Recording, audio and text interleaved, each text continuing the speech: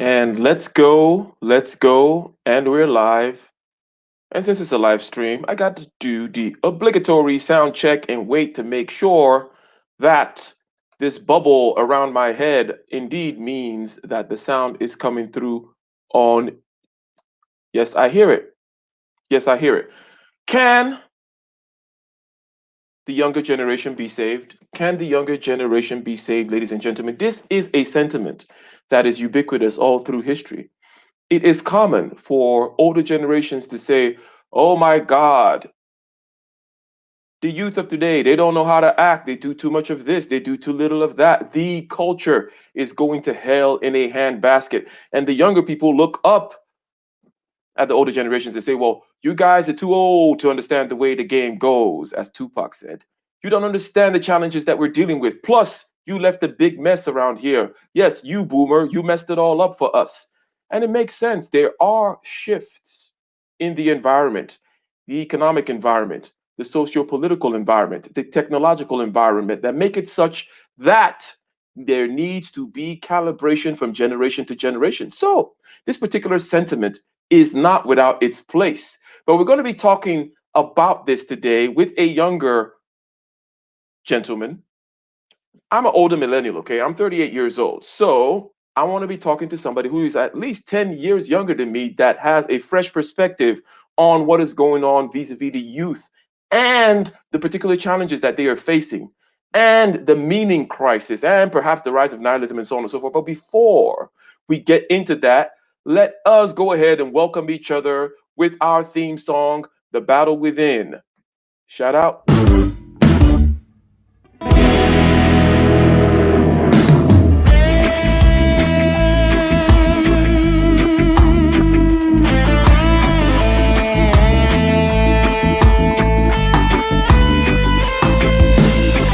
On the shore, relentless in the war, the legions in our hearts, shed waters in our balls, the spirit and the flesh, the emotions that arrest, the cerebral will contest, propelling the unrest.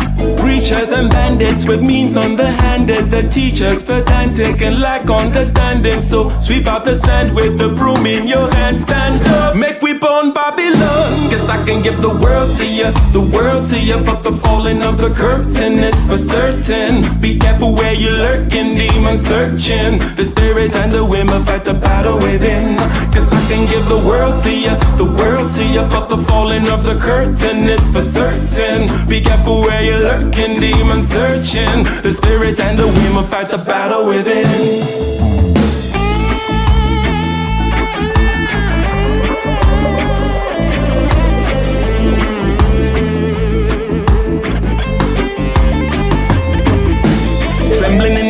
With the semblance of a blaze, with gratitude and rage, we touch another page with delirious delight, impervious to light. This vitality and might encourages the flight. Preachers and bandits with means underhanded, the teachers pedantic and lack understanding. So sweep out the sand with the broom in your hand, stand up, make we burn Babylon. Guess I can give the world to you, but the falling of the curtain is for certain. Be careful where you're lurking, demons searching. The spirit and the women fight the battle within. Guess I can give the world to you, but the falling of the curtain is for certain. Be careful where you're lurking, demons searching. The spirit and the women fight the battle within.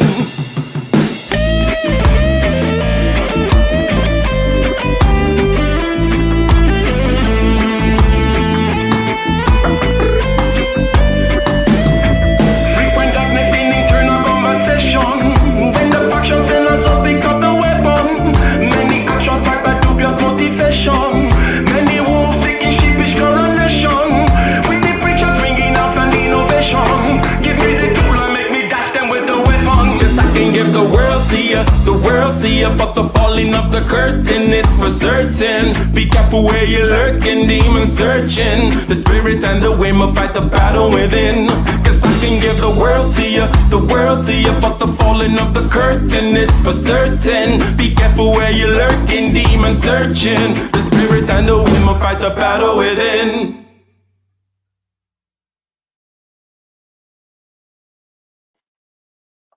Welcome, welcome, one and all. Shout out to Aaron B in the house. Shout out to Snuggles in the house. Shout out to Liam Johnson in the house. Shout out to Nicer. Nicer always holding it down. And we have Thomas in the house. Can the younger generation be saved, ladies and gentlemen? Can the younger generation be saved? Allow me to repeat.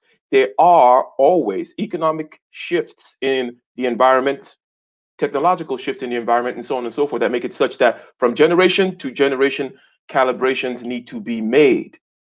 So let's talk about the particulars, some of the objective things that could be pointed to vis-a-vis how the landscape has changed. Let's talk about something economic, for example. In the first time in the United States, the youth can expect to do less well than their parents. Let me repeat that. For the first time in the United States, today's youth can expect to do less well than their parents.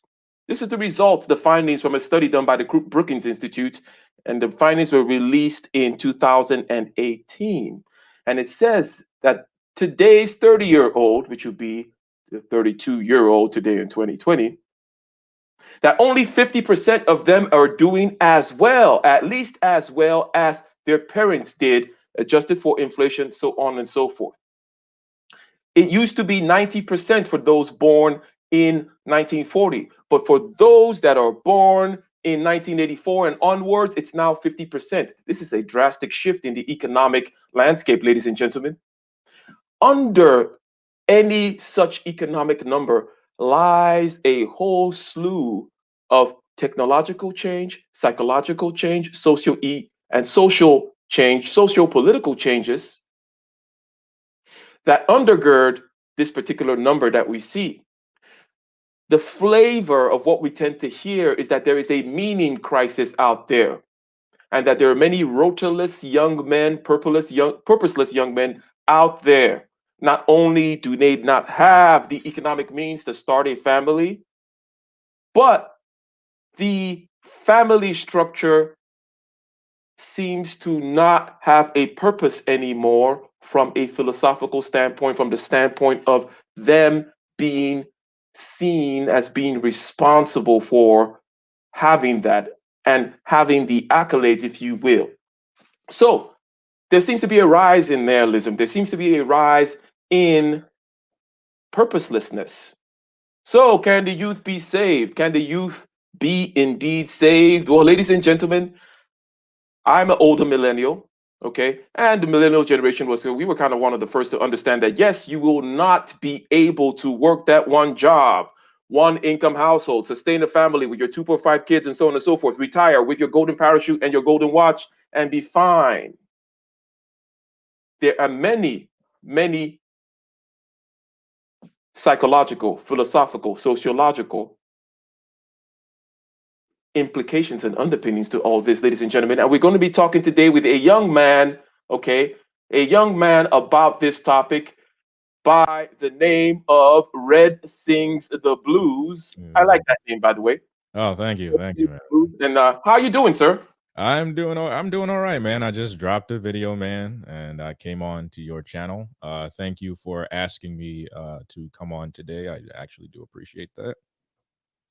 100%, 100%. And yet, Red Sings the Blues, ladies and gentlemen, is a artist, I should say, an artist and an up and coming podcaster. Okay, you need to watch out for him. This young man is going places, and I wanted to hear the perspective from someone who's at least 10 years younger than me that can speak to the particular challenges that are going on right now and help us discuss this question vis-a-vis the youth. Can the young be saved? Well, first of all, let's just start by saying the name Red Sings the Blues, okay? What hmm is behind that name? Red sings the blues. So basically, I came up with the name. Liam Johnson. I am 25 years old. I came up with the name from watching my favorite movie, Lady Sings the Blues. This was during my breakup. And this was when I was coming into the Spear. So Mm, I do like Lady Sings the Blues, and I was getting my red pill awareness from there, and to just make a podcast. Somebody, my mentor actually, who is a guy who does a lot of movies and stuff like that. He is a cinematographer. He was like, "Yo, you sound really good to have your own podcast or something. Like maybe you should do that." So I was like, "All right, let me give it a shot." And then talking about how us young men, right? Hmm. Look, I just said, "You know what? Let's see." I can't say alpha. I didn't want to say alpha because I'm not really an alpha male. Red pill, that was everyone took that name, right? And then I was like, "All right, let me try to let me try to put it into great perspective. Red something, right?" And then I was like, "Lady sings the blues." Let me try Red sings the blues. See how that works. And it's been working because a lot of people from Solo to Jap to Donovan Sharp to Coach Greg Adams, people know who I am. So Hmm. like I am not, a I'm just not a name. People know who I am. I have to tell you, there's something musical about the flow of that name. And Mhm. obviously, there's something literally musical about singing the blues. And then you have the colors in there. Red sings the blues. I mean, it's just, I think you nailed it. You nailed it. So let's jump right into the topic. No problem. In your opinion, is there a rise in nihilism amongst the youth? And also, if that is true, why is it and how does it manifest itself? Now, nihilism just being the extreme skepticism as to the meaning of anything. In other words, the ideology of meaninglessness. There is no meaning to life. Is this All right. rising in today's youth? All right. Man.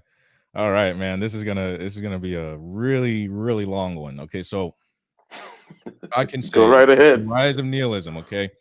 This started in the 1960s. This was when the world was still young, the American society was still going through its thing, every from the 60s to the 70s, right? Everyone was doing drugs, everyone was peace, love, and free sex, the birth control pill, right? That started to happen. And then when, people started to, die, OD and all that stuff, because remember, the hippies were not they were not a happy people. They needed to they were the first, they were the beginning nihilist, right? They Hmm, were the free love, nothing lasts forever. Those are people seem to forget those people like that the blown out of the blaze out of their minds kind of people. Those were the nihilist that with smiles, right? Those were the here's a flower and all that Woodstock stuff. All right. Then those guys cut their hair, got a shower, started to go in the workplace. And then 20, 30 more years later, they started to take over the media and stuff like that, right? And hmm, then after that, our generation was born. And we have to, look, listen, the millennial Gen Z, we are the generation that grew up with the internet, that mostly second, third generation to sit in front of the TV, right? 80s and 90s, and I was born in 95, right? We were the guys that were like the last kids to go outside. I was usually the guy that was going outside with his friends, playing baseball and all that other stuff, like I was playing flag football at a time, But you also have to understand, right, that this was also the beginning of helicopter parenting, right? This was like you had to be home at a certain time. You couldn't do this at a certain time, right? You had a bedtime, all that stuff. And you also had we had the everyone had gets a trophy. I was one of those generations to get that everyone gets a trophy, everyone gets treated fairly and stuff like that. But growing up, that's not how the world works. And you find that out when you are in high school or when you're dealing with your first bully, right? And I dealt with my hmm. bullies in church, right? I was getting bullied in church, not school, right? People respected me in school. They didn't respect me in church. I went to an all black church, went to an all white school. So it's like, you do the math. 100%. Okay, so now you gave a historical timeline in broad strokes. You said, okay, the hippies, the first nihilists, at least in the American context, okay?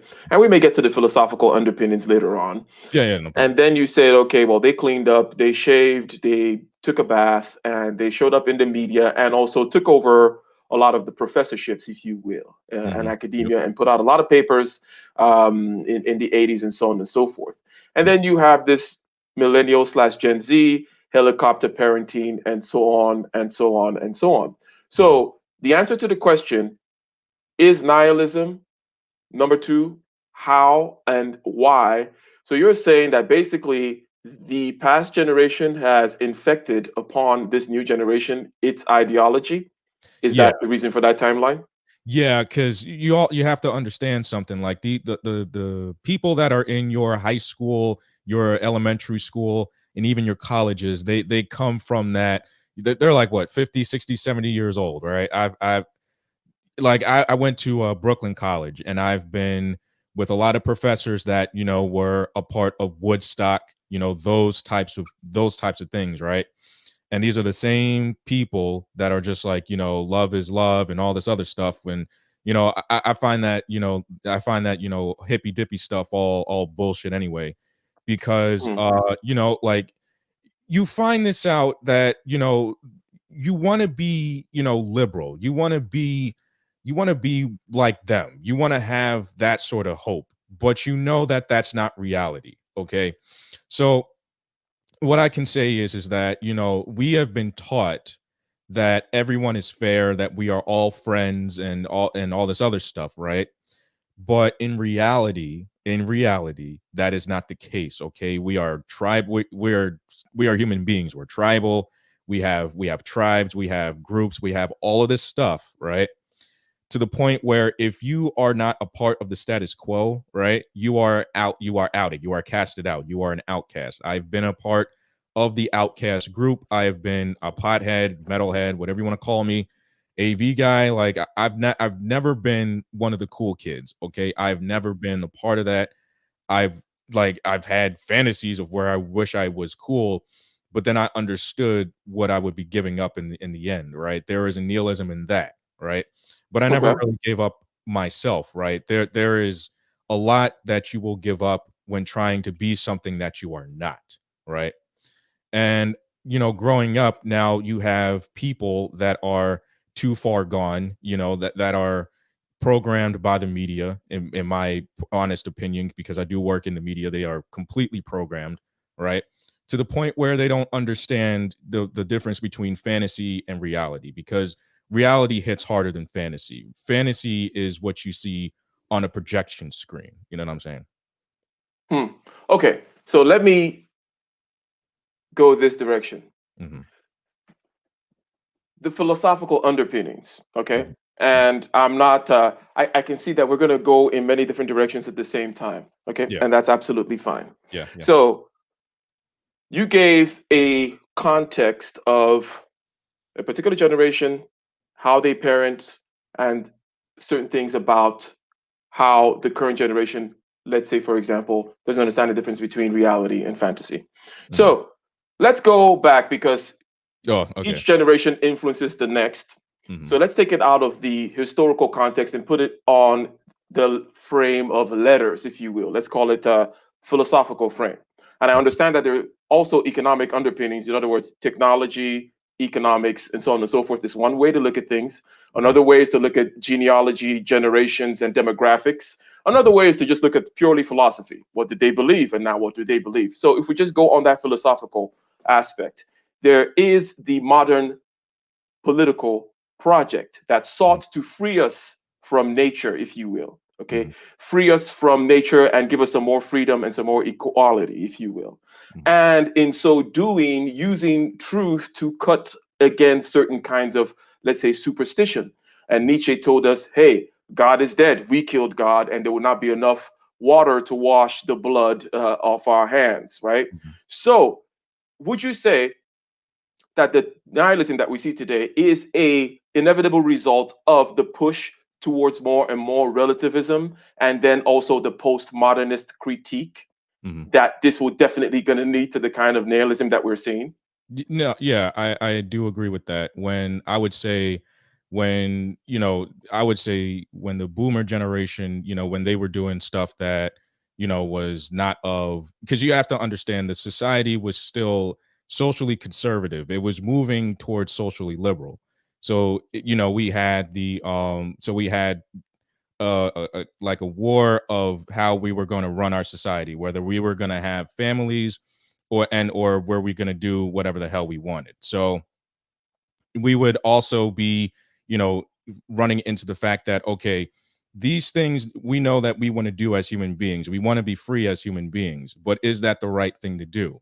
And I'm not saying that everyone has done it. There are still people in society that still have families, that still have children, that still hold society to a certain standard. But a lot of people now have just taken that into a certain perspective where they're saying to themselves, you know what? Maybe a family's not for me. Maybe having kids is not for me. So, you know, this had to happen for at least 30 to 45 years. So it would have to have been, you know, the first off, it was the baby boomers that's, you know, cultivated it. Then it was the Gen Xers, right? That kind of said, you know what, that was the crossroads. And then you have the millennials and Gen Z saying that this isn't working. The reason why we're saying it's not working is because what we have been taught by the baby boomers, the Gen Xers, all right, we have been taught that having kids, having families, having like being with one person, right? That was supposed to be the norm. That is the norm.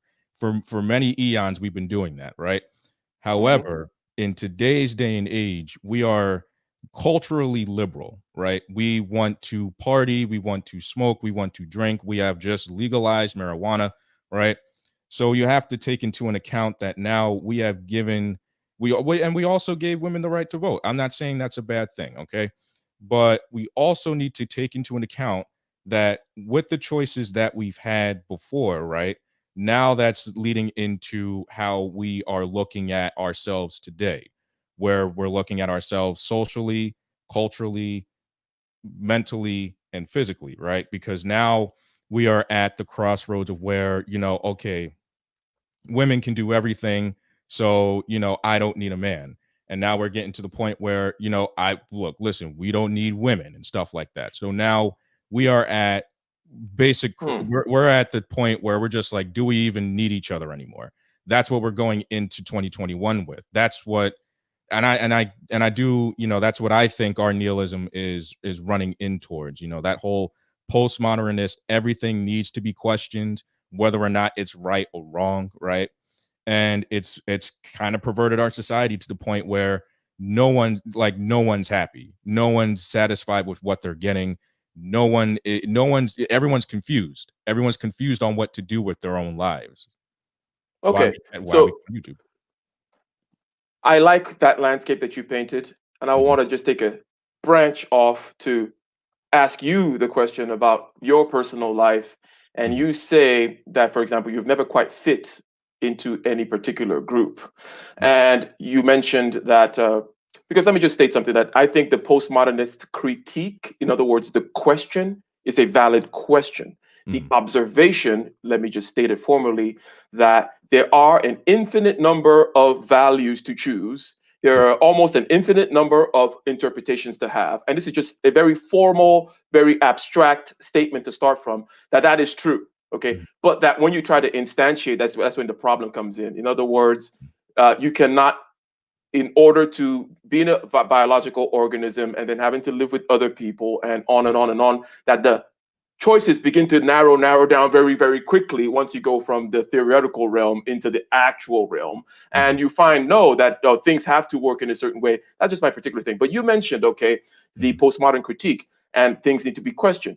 You mhm, seem, okay, just if I just look at you and if I look at your work and so on and so forth, you seem to at least be applying that questioning of things. So, how does that apply to you as a young man? How do you use this postmodernist critique? How do you apply it in your life? What do you question? What do you not question? How do you participate in what perhaps has been dictated by nature and culture in the past? What do mhm. you choose to participate in? What do you choose to not participate in? How are you doing that in your personal life? Okay, I like that question.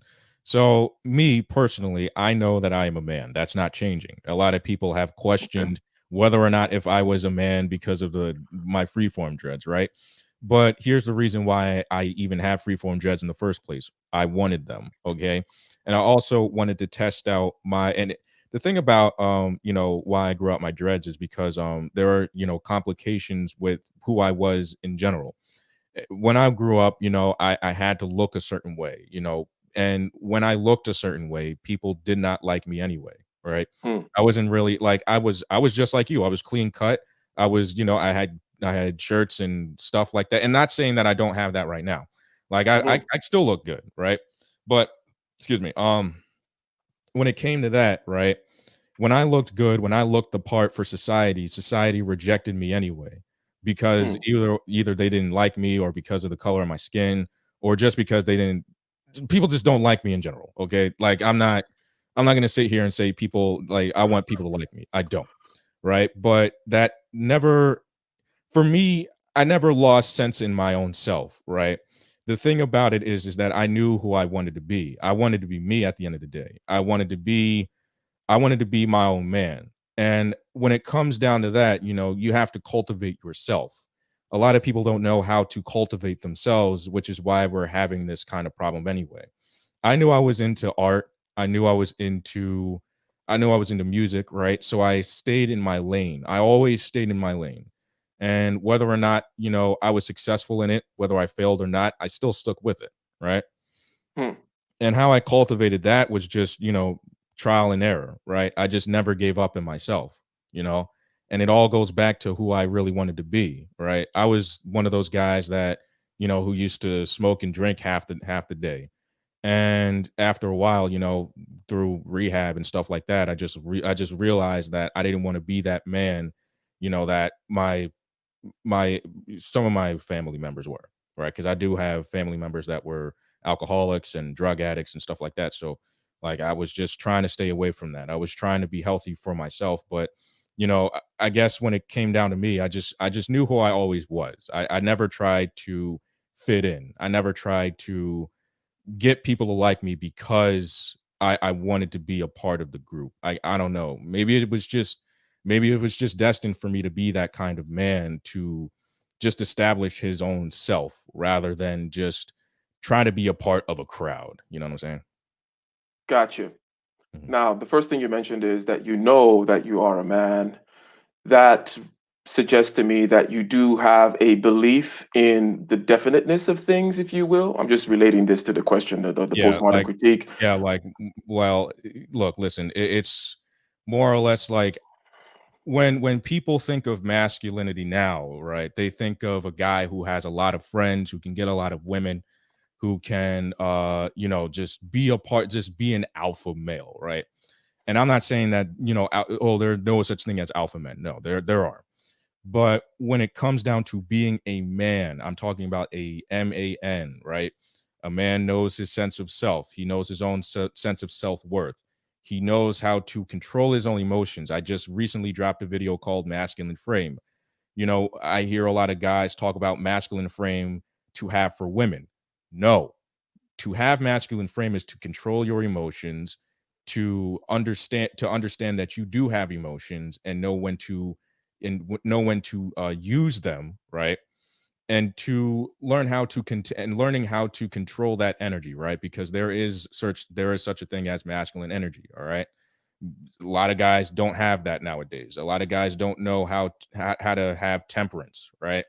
I've Mhm. always had temperance. A lot of women were attracted to that for some apparent reason. I just for some reason, a lot of women were just like, "Oh, well, you don't really seem to smile a lot. You don't really seem to, unless if it's needed, right?" Because a lot of guys that they've met, they smiled and always talked about their emotions, pillow talking, and all that. When it came to me, I was like, I don't know what am I to do, right? Like, what are you talking about, right? But I understood that maybe there was something in me that, and I was trying to always figure that one out when when I compared myself to other people, right? It never worked out because I was always trying to be that person. But then when I cultivated myself, I became my own man, and I never looked back from that. Hmm. So the cultivation of self, the almost going all the way back to ancient philosophers, let's say Plato or Aristotle, Mhm. Aristotle's virtue ethics, the cultivation of certain virtues.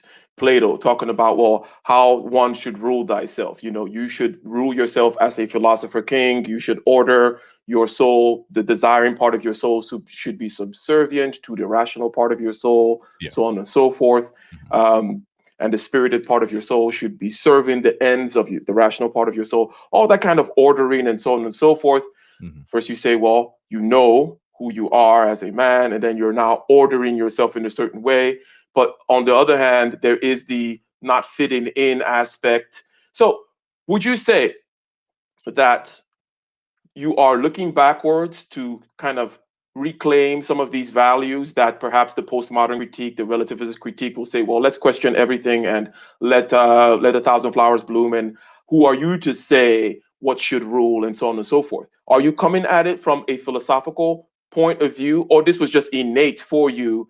And if so, or let me not ask the if so question. Is it innate? Do you think? Do you have philosophical standings in terms of you believe in these older ways of thinking about founding yourself, if you will? Mhm. Good question. So I really, I've been reading a lot of Stoic books when, like maybe last year and stuff like that, right?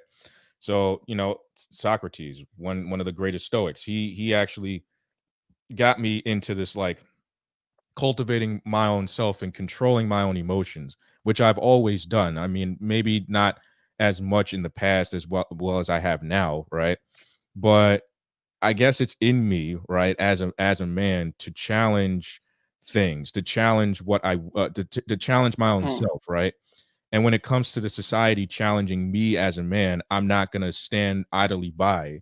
And I guess that's just in me as a man. I'm not gonna let you stand idly by and tell me as a man that I am this or I am that, right? I am not worthy of this. I am not worthy of that. I rebuke that, right? Like you're not gonna tell me as a man I can't have this. All right. Hmm. Like I'm that type of guy. Like sometimes it's hard for me to hold my tongue and stuff like that Hmm. because I've gotten into heated arguments with people in my college and stuff like that, man, for being a man, like you're not going to tell me that my masculinity is toxic.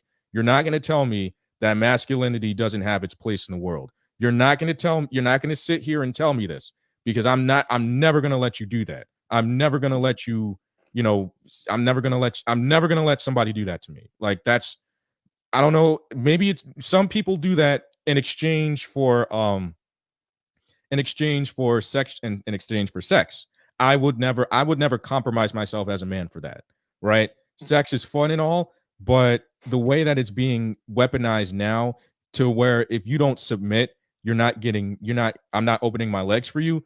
Good. I don't want you to because I'm not going to be the one to as a man I'm not going to expel my own energy just to submit to the status quo, which is water down your masculinity. Masculinity is this. This is what you're supposed to be.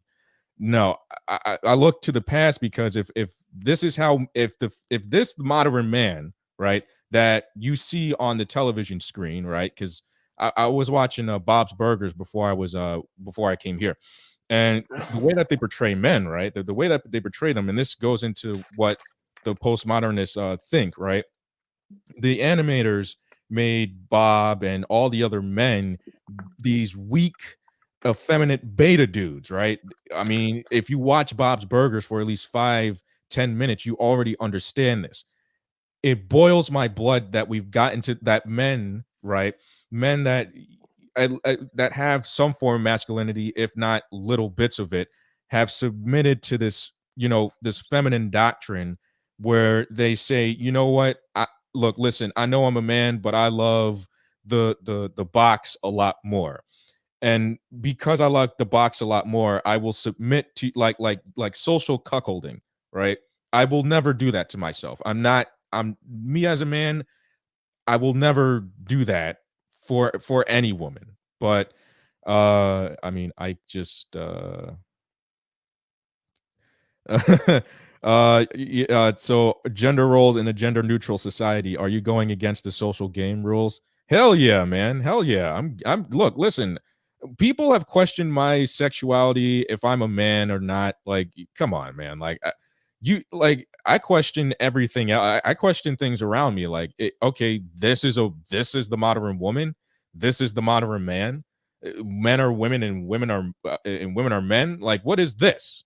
This is why we're in the messes that we are in today. We don't know how to be in a relationship, but also we don't know how to be we don't know how to be we don't know how to be masculine, and women do not know how to be feminine. We have lost our way as individual genders. You know what I'm trying to say?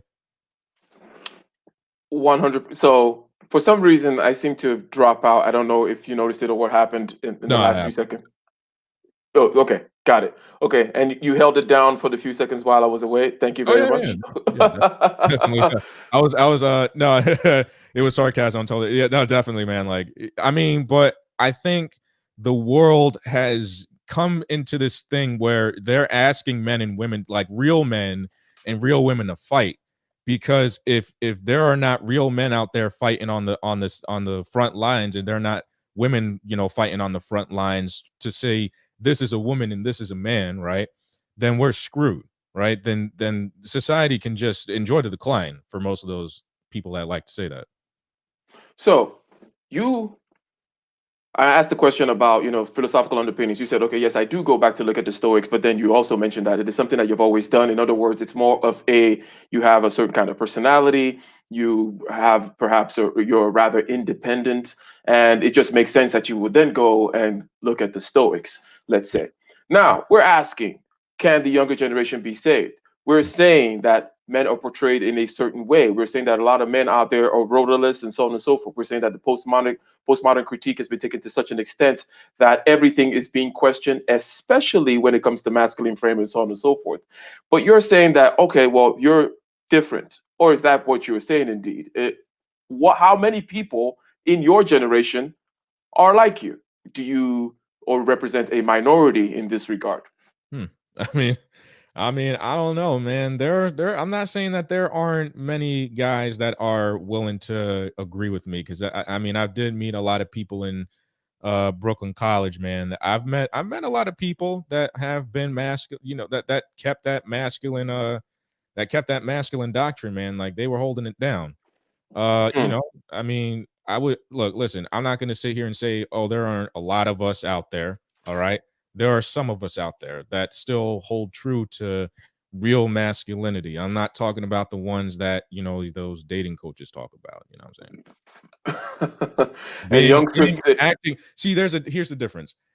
Being a man versus acting a man, and I kind of bringing that up in the masculine frame video. There's a difference between acting a man and being a man. All right. And I think mm, masculine frame is the biggest one, because masculine frame is a being. It's not just it's an act. But what guys have put masculine frame as an act. All right. Actors go into like a character, right? They have to not break out that mask, because every actor, every actress has a mask. I know, because I worked with actors and actresses for a really long time now. I can break character. All I got to say is a joke, and everybody gets off character. Like, they're laughing, they're giggling and stuff like that. Same thing with guys that try to act masculine. I know if a guy's going to act masculine or not. All I got to do is just emotionally punch him, and when he gets emotionally punched, then that's when that act comes off, right? Like, mm, most guys try to act masculine. They're not masculine at all. They're trying to put on the masculine mask, right? To get women. Not saying that's a problem, but then women find out that, oh, this guy is acting masculine. So here's what I'm going to do. I'm going to act feminine. So then the woman starts to act feminine when you already know that she's not that way, because we all know that women aren't that way. We're not going to sit here and talk about female nature. Okay. We're going to say that women put on an act as well, because men are putting on that act. So everyone is mm, acting. Okay. I see the world through the theater. Okay. Everyone is acting. Okay. There are real people. All right. There are real people that are masculine and feminine, but there are lots of actors. There are lots of actresses. And the only way to play that part is to be the actor, is to be the actress. So now we're trying to one up the actor and one up the actress with what? High value. That's the new play. The new play is high value. So now we got guys that are saying, I'm high value, so I'm gonna put on my suit and not saying you, Ike, not saying you, because I know you be flawless. But we put on the suit and tie. We get all that. All right. We look like men, right? We have to act like men. We have to act the masculine frame, right? Then women look at that and say, that guy's an actor, that guy's an actor, that guy's an actor. They all probably got money, and I'm gonna act like a female. So everyone's acting, man. Everyone. I like it. So everyone is acting. Whew. And the script, okay? Because the first thing that you said to me when you say this, I'm like thinking, okay, well, this must have always been the case, generally speaking. Okay, Mhm. there's Mhm. always authenticity is rare, always in any age, and everyone has to act. However, there was a script before, a Yeah. script that was generally well accepted by everyone. And would you say that today it is kind of ad hoc, you pick this script or you drop that script and so on and so forth? Or is what I'm saying make sense, or does it gel with your particular description? All right, so yeah, basically, when it comes down to the script, right? Like right now, everyone's trying to make a new script. The old one is getting played out. So I see it how it is. A lot of people are trying to a lot of men now in this space are trying to rewrite their scripts. They're like, okay, this isn't working, so let me just scratch this out and let me just make a new script. Because I do this all the time with playwrights and stuff like that. All Hmm. right, I gotta look this over. All right, that needs to go, that needs to go, and that needs to go. So we're gonna toss out half of this script, plug it into a new script, and that's what that new script's gonna be. Same thing with women. All right, this script's not working, so we got to take out some pages. We got to put in new pages, right? And most of that stuff also leads into like the stoic frame, right? That's number one. And femininity of like probably like the 50s and 60s. They prepackage that. They just write new scripts, they write new frames of forms, right? They just write stuff that still goes on, right? But put it in and put it in factors for the new actors, right? They just it's all the same script, right? Hmm. Hmm. That is very interesting, and we will circle back to that. No problem, man. No problem. I wanted to ask, okay, because Mhm. you mentioned you talk about stoic frame, you talk about forming yourself. This is a burden, right? Mhm. Is that so far correct? Okay, it's a Yeah, burden. yeah. Now, how important to one's sense of self is bearing a burden, carrying your cross, to use the Christian parlance, right? Um, and responsibility, if you will, because the general thing, especially when it comes to men, when it comes to the meaning crisis in how it manifests itself in men, is the fact that there is no cross to, there is no burden placed upon them anymore. Yeah. Um, and there was a lot of like free live and let live, are you a man or you're not a man? What does it mean? So on and so forth. Pick your script, as you were saying. Well, how important is it? And what would you say? Because now we're edging towards the recommendations, if you will, right? How important is it to have this particular burden, even vis-a-vis taking your own particular load, forming your own particular self, and then also looking out there to establish something, speak your truth, form a society, whatever it may be. How important is burden to sense of self? It's actually, I mean, it's, I would say 100%. I would say from 0 to 100, that's 75%. That's like, it's not, I know it sounds big, but it like, hear me out. All right. So I'll use myself as an example. I'm Okay. 25 years old. I'm a stagehand. I'm a roadie. I tour, right? I'm not a dating coach, not a life coach. I am none of like, I came to this space clean as a, I've been real since the first day, right? Because I have nothing to hide. Like, if you want to know me, you can always talk to me, right? I'm in my bedroom in my parents' house, right? And not because, oh, I love mommy and daddy and my mommy's making me chicken tendies. No, I've been on the road for way too long. I have blown some of that money, okay, on just prior expenses, right? Just being out on the road with a lot of cool people, right?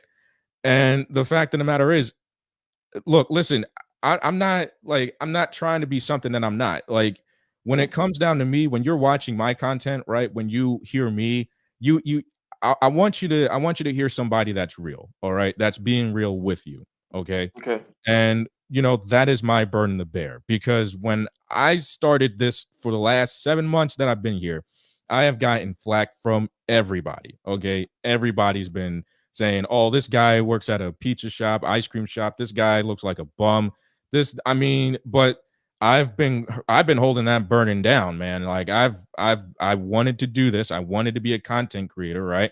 But I also Mm. knew that I wanted to be true to who I really was. I wanted to be my own authentic self. And if people don't like that, well, then I'm not for everybody. Like I'm not going to sit here and say that, like, oh, I'm this and that, this is how I deal with women. This is how I deal with life. I'm kicking life's ass.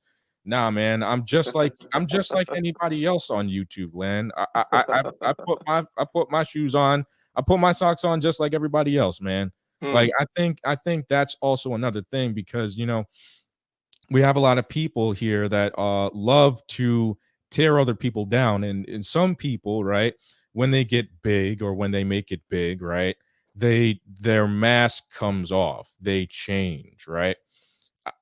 Me personally, cool. I mean, yeah, would it be cool if I got big? Yeah, it'd be cool if I got big, but I'm just a regular guy. I love talking to people, you know what I'm saying? Like I love being myself, right? And I would never compromise that for money, for women, for nothing, right? Because I love myself.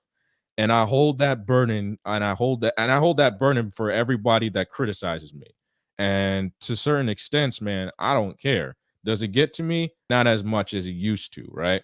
But at a certain point, like the same thing, like being a content creator is akin to being yourself, man. If you're not being authentic, if you're not going to be if you're not going to be authentic, then you might as well just not be making content in general. You know what I'm saying? So the burden of being yourself, regardless of all the criticism that may come in, is, shall we say, our first advice to people whom are trying to maneuver their way, young men, younger than Yeah. you, Hmm. perhaps, whom are Yeah. trying to maneuver their way, is first of all, understand as a man that you need a burden. What Yeah. you don't need is more handouts. What you don't need is more self esteem. What you don't need means this is me adding some stuff now. Okay. Yeah. Yeah. No. You Yeah. don't need more self-esteem. You don't need more rights. You don't need more handouts. You don't need more people telling you how to, how great you are, and so on and so forth. What you need is a burden, and the first burden you need to bear is the burden of yourself, Yes. which means that you have to come out and show yourself to the world and take all the arrows that come in. Yeah. Okay. Yeah. Then what? Okay. How do you find purpose beyond that? Well, something that people say often in this particular space is beyond your purpose, right? So the first thing is, okay, ladies and gentlemen, young Swift and other younger people out there, is be yourself. Mhm. Okay. That's difficult to say because there are many selves depending on context and so on and so forth. But in other words, come out and show whatever face is required at the particular time, move against the wind. And then beyond that, how does one begin to do something external, begin to pursue something else that is outside of themselves? So a lot of people in this space talk, and this kind of goes into what you're saying. A lot of people talk about purpose, but my question to you is, what is your purpose? Because everyone can say stay on your purpose, which is why I don't like saying that. Because a lot of guys, in this space say stay on your purpose, stay on your purpose, stay on your purpose. But a lot of guys don't have a sense of self. When you don't have a sense of self, you don't know what your purpose is. And it's not a job, and it's not making money, and it's not getting women.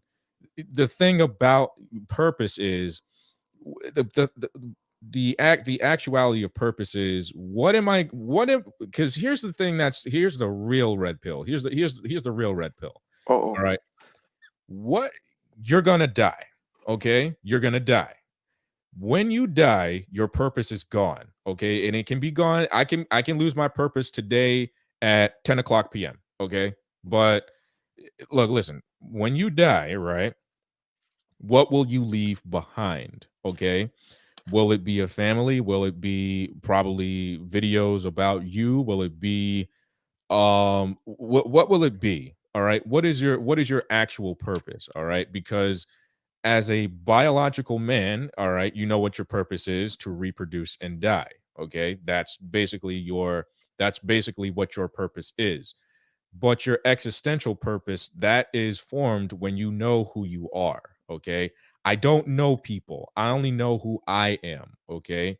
And I understand who I am to the point where I talk, to other people who, watch my videos and stuff like that. We have a lot of laughs and stuff, but that is my purpose, all right? To make you laugh, to make you think, to talk to people about things that I may not know, to inform other people, to be a messenger, okay?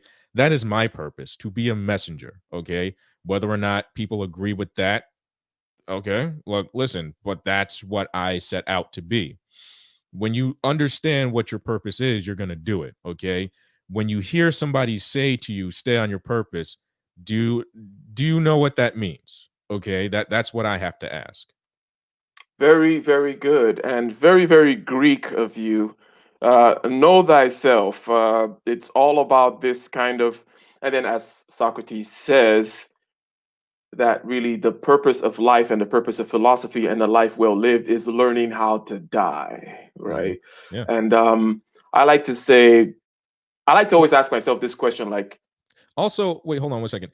I didn't learn that through, and here's how I learned that. I didn't learn that through like stoic.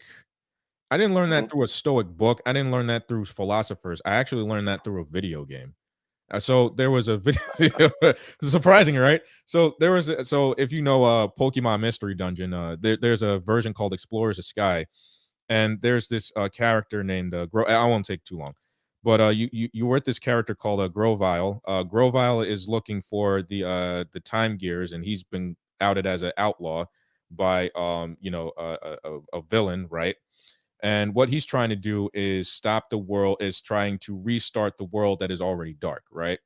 And mhm, there's a special episode where Grovile actually says to the guy that he is moving in this world with, the dark world, right? That he wanted to give back something that he never got, which was a moving world, which was a sunrise, right? Because the world that he lived in was dark. And he said he'll fight and die for it. And to a certain extent, he actually did. But like when he got that back, when he lived, right, he said, my purpose is actually finished, right? Like I can live knowing that I actually, did this. But he also said that, I'd rather die fighting for what I wanted than live a life where, I just went through the motions, right? mhm, And I think a lot mhm, of people, don't really understand that, that some people just live for the moment, right? Yeah, there's a time and place for that, right? But in essence, right, you're just waiting to die, right? I don't wait to die. And I know that sounds like pessimistic, but I don't wait to die. So I do whatever I can in my instances to live out what I really want. I don't want to just waste my time with just stupid stuff, right? I want to live knowing that I made a difference in probably somebody else's life, not as a hero, but as a messenger. I want to be that person that said, you know what, through everything that I've been through, I did it, right? And I want to know, and I want to be on my deathbed and said, at least I lived a life well spent, right? Because that's what I want at the end of the day. I can't ask for much. hmm, 100%. So you did not, as is usually the case, by the way, you did not learn it from philosophy. You learned it from religion and mythology, Yeah, and video games and video which games. is which is what I'm saying. Religion and mythology, video games, it's Mhm, one and the same thing. Okay, mhm. and you understand what I mean. Let's Yeah, take, for no, I know. example, yeah, because a lot of whether it's Star Wars or Goku, right, anime world that is, or you play The Legend of Zelda, so on and so forth, Yeah, you can see that all these things are rehashes of the hero's journey story, right? mm, And yeah, that this particular thing is very important. And it goes to the point, and even though I was keeping it on a philosophical plane, but mhm. that's just language and Yeah, yeah, communication. yeah, But purpose and a burden, okay? Going out there to restore the moving world, or going mhm, out there to, I don't know, maybe it could be as silly as Mario Brothers, right? mhm. Save Yeah, Princess Toadstool, yeah, go slay the dragon, blah, blah, blah. That this kind of burden, purpose is very, very important to men. And one of the things that happened with the postmodernist critique Mhm. and relativism and so on and so forth, and the inevitable nihilism that it leads to, Mhm. is that mythology has been poo-pooed all through the way, that Mhm. and it has been seen as superstition. And the truth is, no one can live without mythology. I call it Storyville, that Mhm. there is no life without Storyville. Yeah. Okay, you Mhm. have to be a character, as Shakespeare said, all the world is a stage. At least in your head, you have to have you have to play the character or a character of one of these particular archetypes. You may or may not believe in Jungian psychology and so on and so forth, but that's very interesting that you took it that way, because I asked a question about burden. I talked about the self burden and so on and so forth. We said, yes, let's pursue that Yeah. and forming yourself and so on and so forth. And then you took it to the space of mythology via video games. And Mhm. it is interesting that that's where, because you mentioned earlier on, helicopter parenting, not going outside, right? So it makes sense that a lot of the generations coming now, okay, the religion has been struck down, and then the world of outside has been struck down, and now you're getting your religion, your mythology, your hero's journey in the world of video games, right? Yeah. Mhm. Huh. Yeah, man. Now, that is and so in a more practical sense, going out there and finding a purpose, you say that, well, you have to know yourself. And the question of what your purpose is becomes at that point rather irrelevant, because the main thing is to know yourself. Mhm. Okay, that's good. That makes perfect sense. Now, okay, now there has been a reaction, okay, to nihilism, okay, from both sides of the aisle, okay, Yeah. Mhm. and let's say from the left side of the aisle, the there's the talk of toxic masculinity. In other words, the complaint of men saying, "Well, I seem to not have purpose," or the complaint that maybe it's a on the extreme end a violent complaint, or maybe on the other end it's uh, a a lament that says, okay, I am looking for purpose. I am looking for something, a burden to carry. I feel like I'm not getting that kind of satisfaction. I'm not getting the recognition. Where is my hero's journey? So on and so forth. There is a reaction from the left calling that, let's say, toxic masculinity, which is kind of ironic in the sense that the relativism, the postmodernist critique, and so on and so forth is a left kind of thing. But then there is the inevitable result, which is this nihilistic man, and then you continue to criticize him. But so, Yeah. what do you think about that critique, the toxic masculinity critique?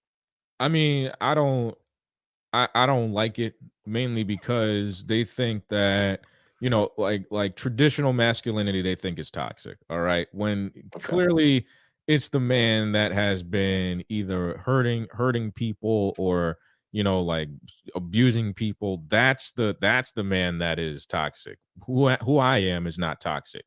Why they call me toxic is that it is a threat to what kind of society that people want to live in, right? They people don't want to live in order anymore. People don't want to live in a traditional aspect anymore. They Mm, they they want to take that out, right?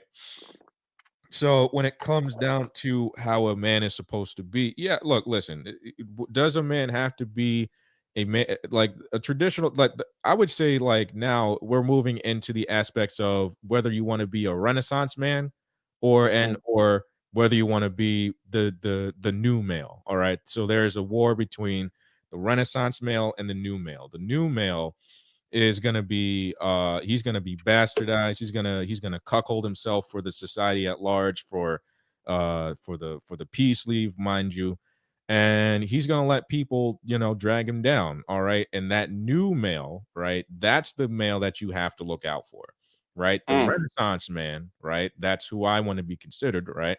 That's where I put myself in that category because I like to mm, toot my own horn. All right. That's the guy who established himself. That's the guy who understood that his masculinity needed to be manifested and also it needed to be controlled, right? Because knowing how to, clean out certain things about yourself that makes you a man, right? And then knowing that, look, listen, having fun is fun, right? Fun is fun, but know that your work is never done, right? A man's work is never done. All right, men work. We work hard, we play hard too, but just know that there's going to be a lot more work to be done rather than you having a lot more fun. The men that are having fun, right? They either earn that, right? And or they're just acting the part. Those are the new males that you are going to have to look that you're not going to be hanging out with. If you want to be a Now, renaissance. when you say those are the ones that you have to look out for, Mhm. you're saying that they're more dangerous in a certain sense. So the quote Donovan Sharp, the guy that like, okay, he said that there is a dangerous man out there, and it's a beta male with a gun. All right, and there are lots of them out there. All right, there are lots of Hmm. beta men with guns. Okay, there are Hmm. there are certain alpha. I'm not saying alpha men are dangerous. They're not, but there are lots of guys, right, that get weapons and use them to destroy. All right, then there are guys that use their weapons for good. All right. I know how to use weapons for I've worked in the entertainment industry. I've worked for blacksmith. So, I had to learn how to use guns. I had to learn how to use weapons. I still have to get certain licenses because for shows, if I was to be on a set, I would have to I work with guns and stuff like that. So like I have to know how to, use guns properly. I have to know how to use weapons properly. There are lots of guys out there that don't know how to do that. So the new male is the guy that you have to like. You're gonna find this out outside in the world. What guys to avoid and what guys to keep close. There are lots of guys that I had to get rid of because those guys, like a guy with his girlfriend, that's a dangerous man. All right, guy with a like everyone laughs at me like that, but like hear me out, right? I used to have a friend, right, that had a girlfriend, right, and he and his girlfriend was like all over me, all over me. I just did not know why. All right, I was a blue pill beta at the end of the day, but I saw my friend change. Like I saw my friend like get a little bit upset, and there was that one day where we were like, getting high and whatnot, right, and his girlfriend kissed me, like out of the blue, just kissed me. Like I was like, the hell just happened? And I saw like I did like I saw him with like a straight face, right? He said, "Yo, can you just come outside real quick?" And he said, and I said, "All right, man, like we're gonna go outside, all right?" When I went outside, yo, he pushed me off of the steps, right? And he tried to give me a concussion. I was like, "Yo, like what the hell did you do?" I survived it, and we had a little fight. And he was like, "Yo, you better stay away from my girlfriend." I was like, "She kissed me. I don't know what the hell just happened." And I was like, "Yo, like we never spoke to him again. We never spoke again after that." But now I understand like these are the guys that look, listen, I'm not saying that they aren't good people, but when women are involved, right, they change. And I just see it happen all the time. So the sacrificial lamb out there, the dangerous blue pill beta with a gun. That's the guy to watch out for. Oh, So you gotta watch hence, out for him. Yep. Hmm. so the talk out there of toxic masculinity is not actually a masculine man. It is the nihilistic man who is a product of all this conditioning about, Yeah. well, there is no real purpose in nature and this and that, and there is no meaning, and so on and so forth. And then you end up with this product who will do anything, Hmm. right? And the only purpose now becomes this particular biological purpose Yeah. and do anything for the peace Reproduce and have leaves, kids. Yeah. Yeah. And reproduce and have re- kids, and they'll do reproduce anything for that. yeah, reproduce, have kids, and serve the woman because that's what they've made. Like this is the byproduct of what they made. The women asked for this, right? They've asked for the man to give them kids. They asked for the man to worship the ground that they sleep like they worship the ground that they walk on, right? But this is also the Mhm. same guy that will hurt another dude or hurt you in the process. That's the man I would be truly look out for, right? Because Mm. that's the guy, right, that is gonna either hurt me or hurt you. All right. I wouldn't hurt anybody. unless somebody really tried to hurt me, somebody really tried to put me in that situation.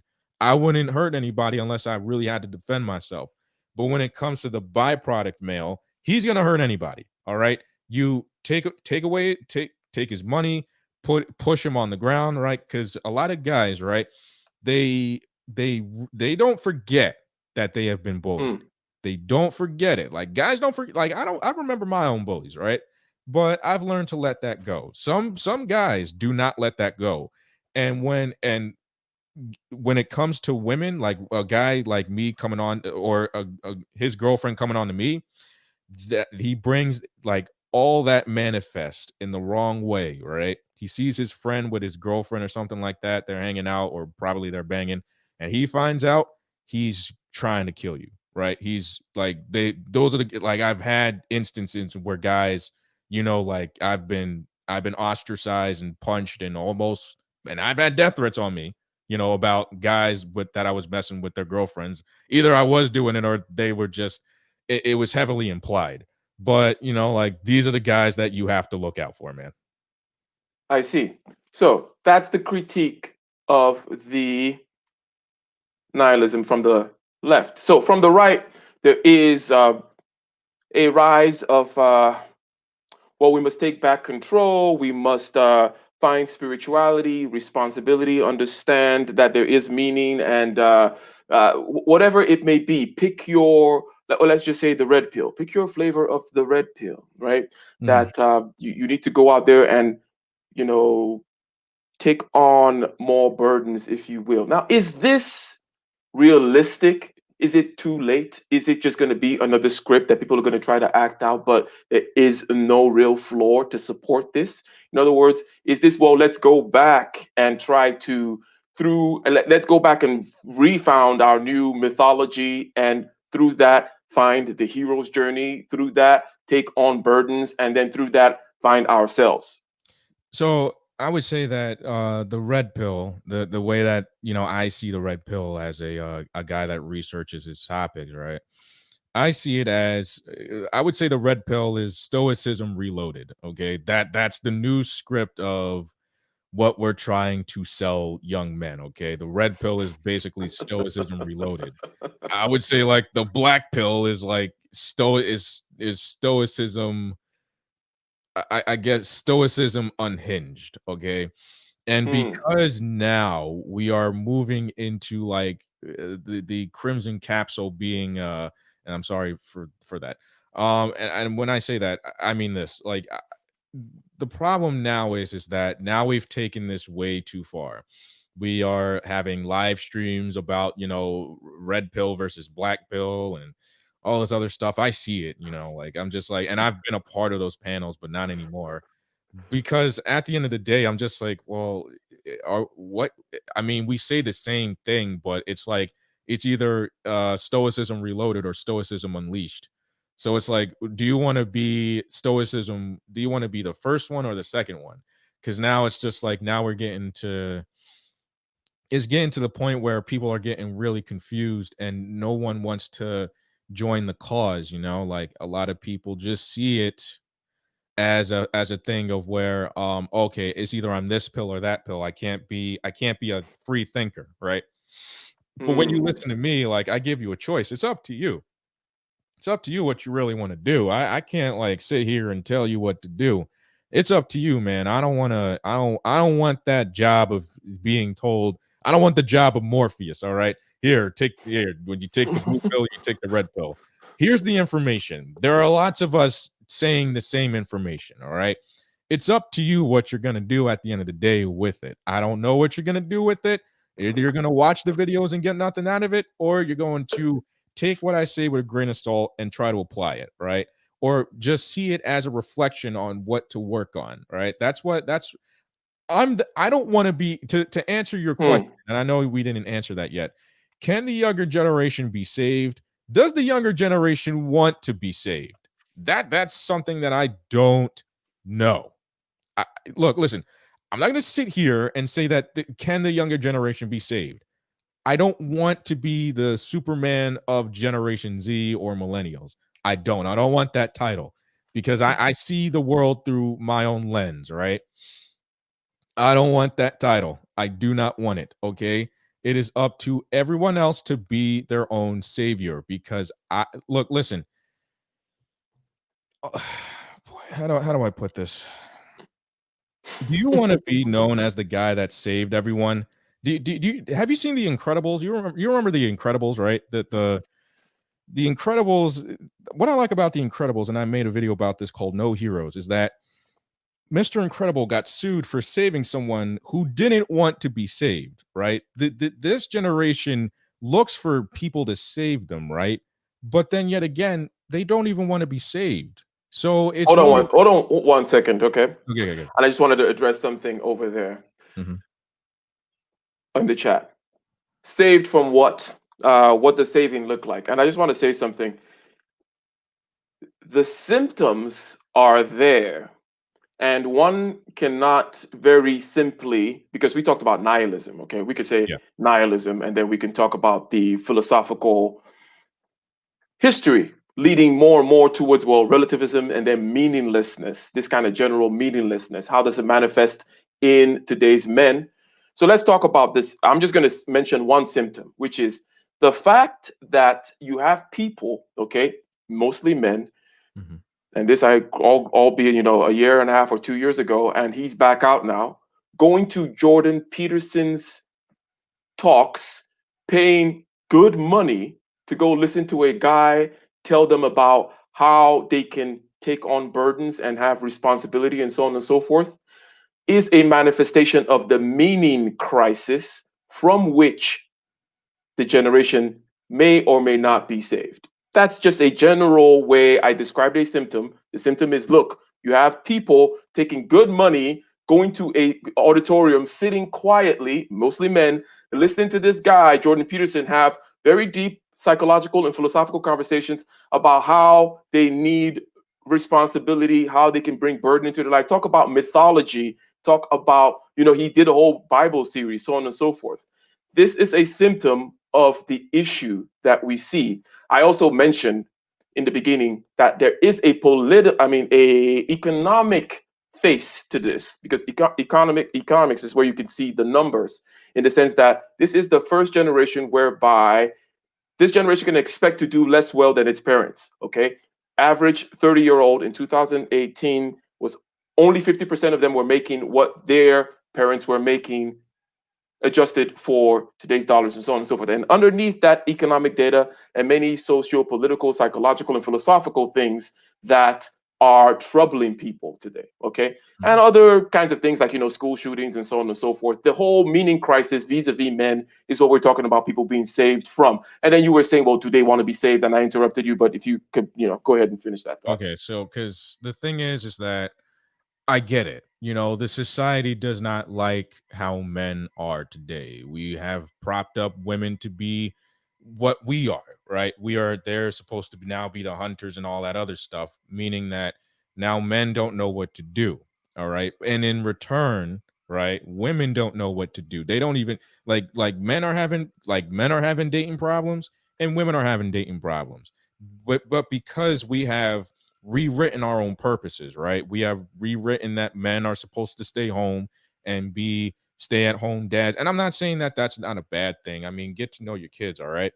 But the thing is that now I see more or less like I was watching a commercial, like a few diaper commercials today on like some I forget what was it, VH1, where there were more dads staying at home and changing the diapers and doing the mother's job, and the mother was out there doing. I was like, what the hell is this? Like, I don't get this shit. But like maybe because it's just in me to say, you know what, I'm the person that is the breadwinner, and she's gonna stay home and take care of the kid. I'm not saying that I would never take care of my kids, because I would if I had kids, if I was gonna be a father one of these days. But I think we've gotten to the point where we are looking for saviors, right? Because we got this. I would say that this generation got the shortest end of the stick, right? Where we're so coddled, we got the trophies, right? And those trophies that say everyone participated, those aren't helping, all right? And it kind of goes into that, right? Because getting a trophy means that you earned something in recollection of what you did, whether that be a competition or whether that be a spelling. I don't know what you did, all right? I don't know, but recognition for something, right? What Hmm. you're telling people, what you're telling kids, right, is that you showed up, right? You get a trophy because you showed up. You get a trophy because you came in last place. You get a trophy because I don't know. And answer blank question, right? And then what Hmm. that does is reinforce that I'm supposed to get something because I showed up, right? That's not how the real world works. So then, take all of your empty participation trophies and then grow up with them, all right? Then enter in the dating market and say, I'm a dude, like I participate in the dating realm, okay? I showed up, so I deserve a woman, okay? And the woman says Mm. the same thing, all right? Self-esteem, okay, how one feels about themselves, self-worth, how one thinks of themselves, okay? Those go into, purpose, right? Whether or not how you feel about yourself and how worthy enough do you feel about yourself and what you think you deserve, right? Gets played out in what you do, whether that be dating, whether that be working, whether that be how much money you think you should make and stuff, et cetera, et cetera. So now as men, we have a low sense of self-esteem, low self-worth. We don't have those, right? But we have all these participation trophies growing up, right? And then we grow up knowing that, and then we grow up mad and angry because of the people that taught us, if you participate, if you just show up, you'll get what you want. That's not how the world works. The world is cold and mean, and no one's going to be saving you, and that's what men are angry about. This is a retaliation to what we have been taught, right? The reason why, and I'm not talking about like the beer bug. I'm talking about like this has been spewing for a long time. This is now we're not now it's like twisted sister time. We're not gonna take it anymore. That this is wrong. What we're teaching each other is wrong, right? Have just because you are a man doesn't automatically make you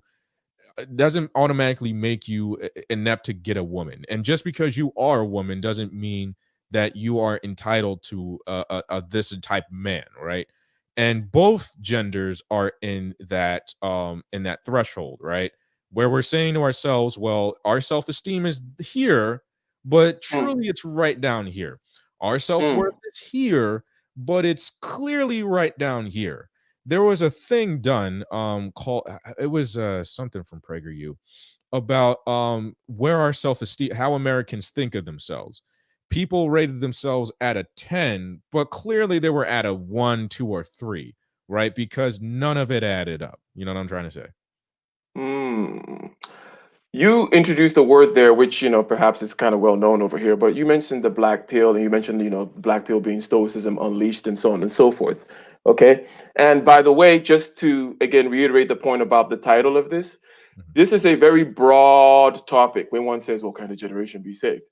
and it Mhm. was broad on purpose. Oh And yeah. we're talking about very broad generational, economic, um, philosophical, sociological, psychological, and on and on and on. Okay. So let me ask you this then. What is the black pill in your particular own, and how does it fit into all of this?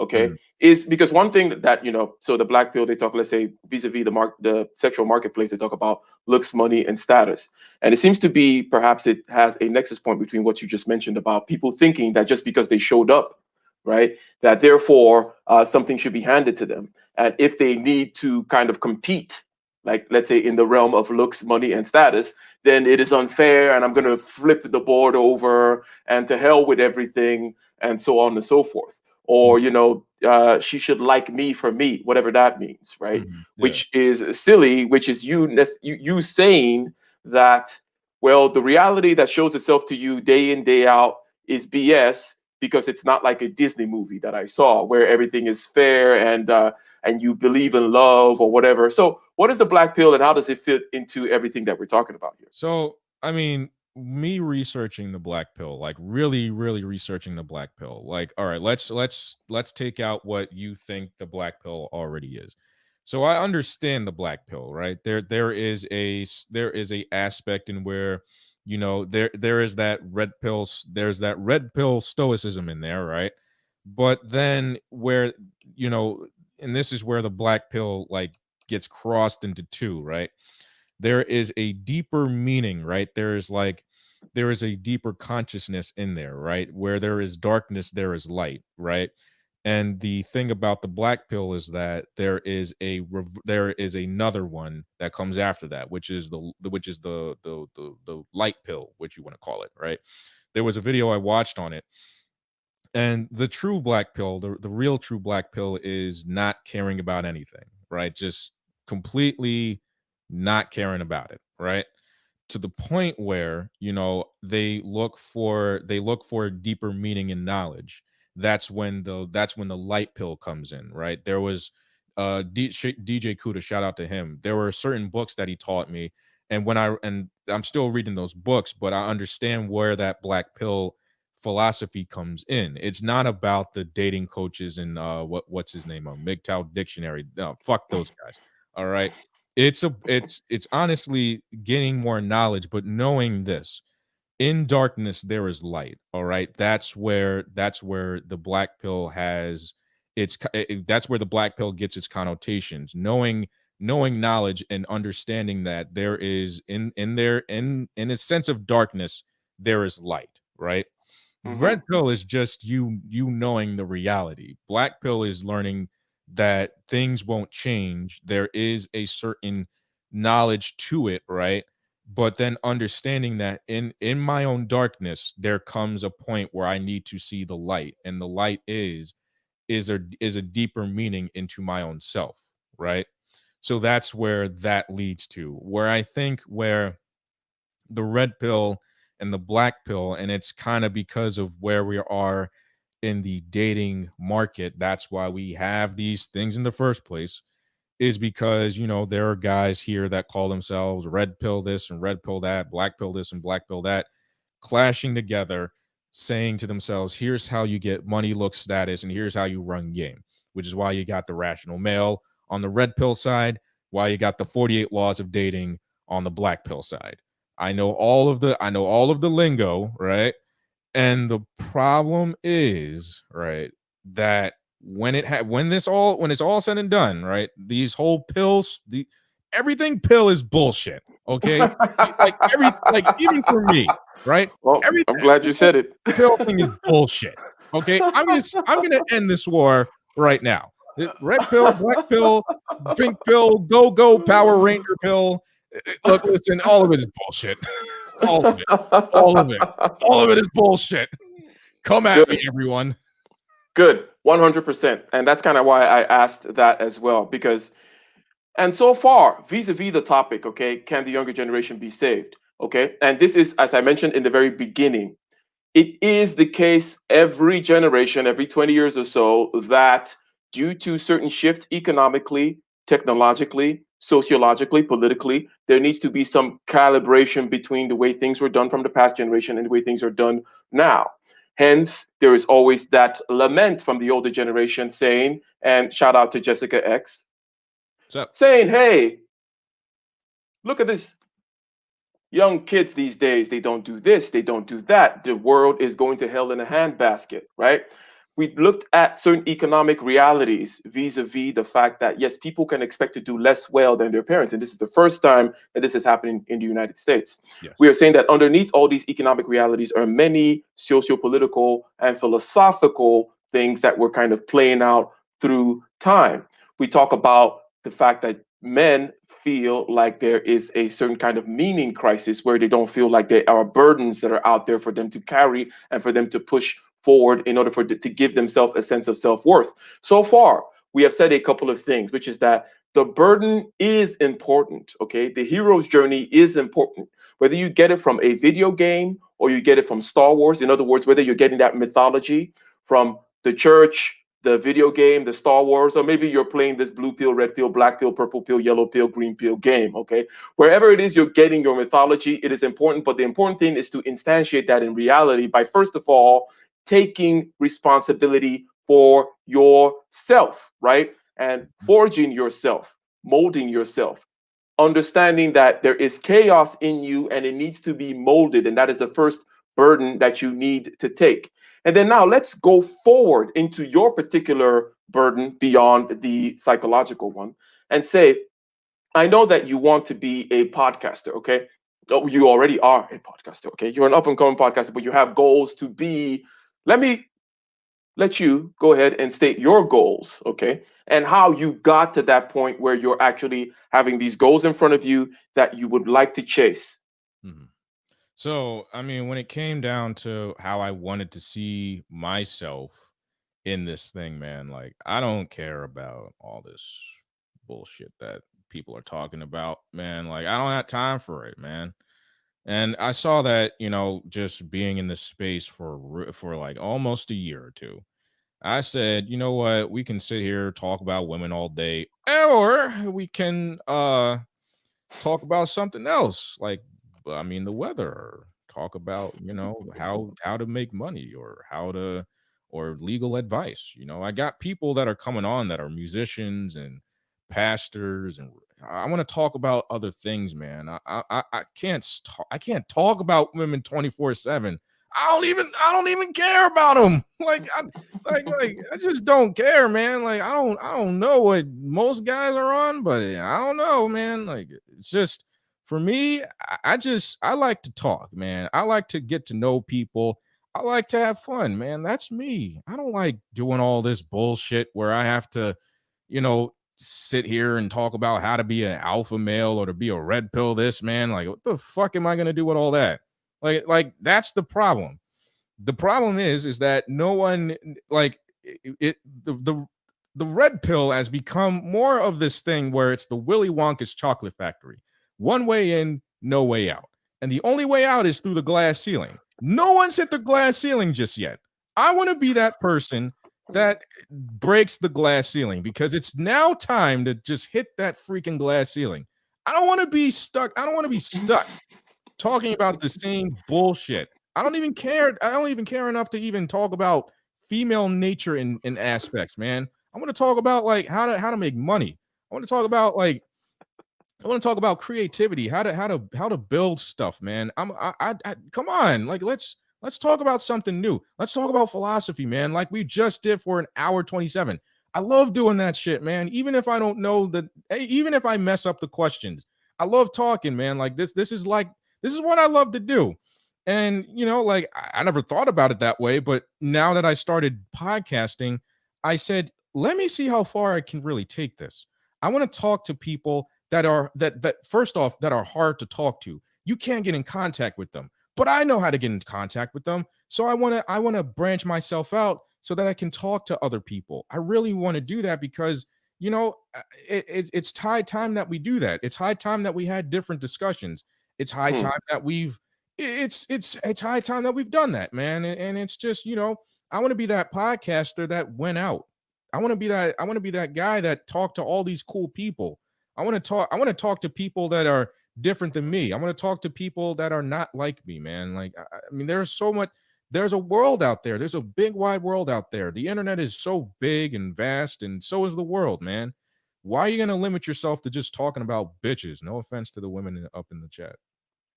100%. Now, you mentioned what your goals are vis-a-vis podcasting and so on and so forth. If we were to narrow it down into, let's say, 2021, okay, and to talk practically and perhaps even from a business standpoint, from a pragmatic standpoint, what are your goals for your channel, for your YouTube channel in 2021 and your podcasting career in general? Okay, so for me, man, I wanna get all the big people, right? I want to be on the one-on-one with Donovan Sharp. I want to be on the Roommates podcast. Then when I do that, when I get that notoriety, see ya, I'm out. I'm gonna start getting people like, Tim Pool and the amazing Lucas and Anthony Brian Logan. I want to start that. I want to branch myself out. I want to be known in in the space that, like, I don't want to be this just a guy that's on collabing with people that, that are just talking about the same thing. I want to talk about different things like video games and, music, and, like, give people something to like. I love entertaining people. I put on shows Hmm. for a damn living, man. Like, I don't like doing all this shoot all this like bullshit just to. And the thing about it is, and not you know what? Yeah, screw it. Hold on one second. I have no problem with the ladies. I really don't. I love the ladies, man. I am a ladies man. I don't care, man. Like, come on, man. I don't care. I love the ladies. And not to, and, I'm not saying. Look, listen. I've talked to one woman already, and, just to open up, like, let's talk. Like, all right, we got problems with dating. All right, cool. Let's start talking, right? But, oh man, like, you gotta start doing it now. All right, that's what I want to do, and whether or not, I'm successful at it, I'm gonna fuck it. I'm gonna do it. Because a lot of other people, like, they can talk about what Kevin Samuels is talking about, or why Chrissy is on Jessica X's ass. I don't know why. I sat there and watched it, and I said, "Am I going to sit here and really just critique all this, or am I?" Because, like, next week's, because I'm actually going to be talking about, like, I got an episode about, these two kids that were bullying each other in school, and why, the porn industry is bad and stuff like that. Like, stuff that affects other people, right? I don't just talk about, female nature. Oh, it's bad or stuff like that. I talk about the psychological aspects, the physical aspects, and I also talk about, the male suicides. I talk about why men get addicted to drugs and stuff like that. We have these kinds of talks because we're not having these kinds of talks in the manosphere. We're not even like, and if people don't like that, right, then you can go fucking kick rocks. Because at the end of the day, if you, what's the point of being in the manosphere, right? What's the point of even talking about male issues if you're going to talk about is fucking bitches? That's not what we're suffering from. We're suffering from suicide, drug addiction, porn addiction, alcoholism, and violence. Those are the top 5 leading killers of men, and we're not talking about it. I wonder if what is this? The bitchosphere? I like it. I like the passion. I like the passion. Now, someone said here, okay, Mm-hmm. that all brothers in manosphere need to start talking about having discussions about money, plus so on and so forth. In other words, just kind of co-signing on what you said. And I just wanted to mention that, yes, I completely agree with that. And on this channel, okay, on this channel, one of the main things that we talk about, albeit in a general way right now, is about how you improve yourself, not in some kind of a general way, but in order to be effective so that you can go ahead and start that business so that you can pick up the call. And let's say, for example, in a very more specific way, one of the things that we have been talking about is how to improve your skills vis-a-vis sales, influencing, and persuasion. And it could be whether it's presentation or closing and so on and so forth.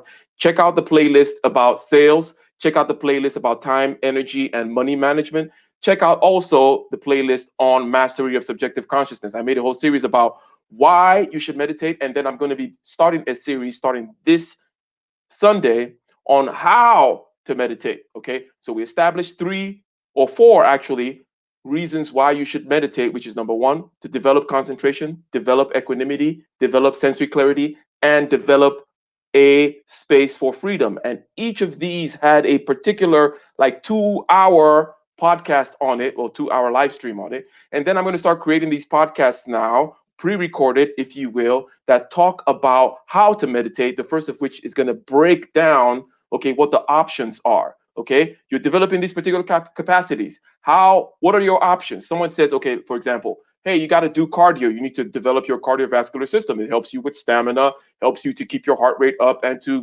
breathe properly. Well, what are your options? Well, you can ride a bicycle. Or you like some sports, well, or you like some games, you could play tennis, you could play basketball, all right? You could swim, you could run. In other words, there are many things that you can do in order to develop these particular capacities. So the first thing is to state the options, and then we're going to go into each one, each option, and then I'm also going to be doing guided meditation as well. Now, I'm going to be relating how these help you in all your other skills, vis-a-vis soft skills like persuasion and so on and so forth, and how that always ends up leading to you having more money in the bank. Okay. So, Yeah. generally speaking, 100% co-sign with everything that you've been saying. And this is what we do over here on this channel. All No, right. no, and I So, really do like that, man. I really do like that. okay, well, I got Dr. Thunder in the house. Let me just go through the chat a little bit. Got Yeah. Dr. Thunder in the house. You guys need to go ahead and subscribe to Dr. Thunder. And definitely, you guys go ahead and subscribe to Red Sings the Blues. I have over here on, okay, the description of the video, I have his YouTube channel, but I'm just going to go ahead and drop it on the link here, okay, on the chat, if you will. And let me see, does that actually work or no, no, no, no. I think that I need to scroll out a little bit. Pardon the, we're doing it live, ladies and gentlemen. Sting. Oh man. Bill O'Reilly, man. That guy. That guy. Bill O'Reilly. We do it Oh, live, Trevor. We Bill do it live. Okay. So for some reason it's taken up, but go to the description and subscribe to Red Sings and Blues. When I put it in the chat, for some reason YouTube is taking it off. When I put his, yeah, I don't know, they do They weird don't stuff like sometimes. me.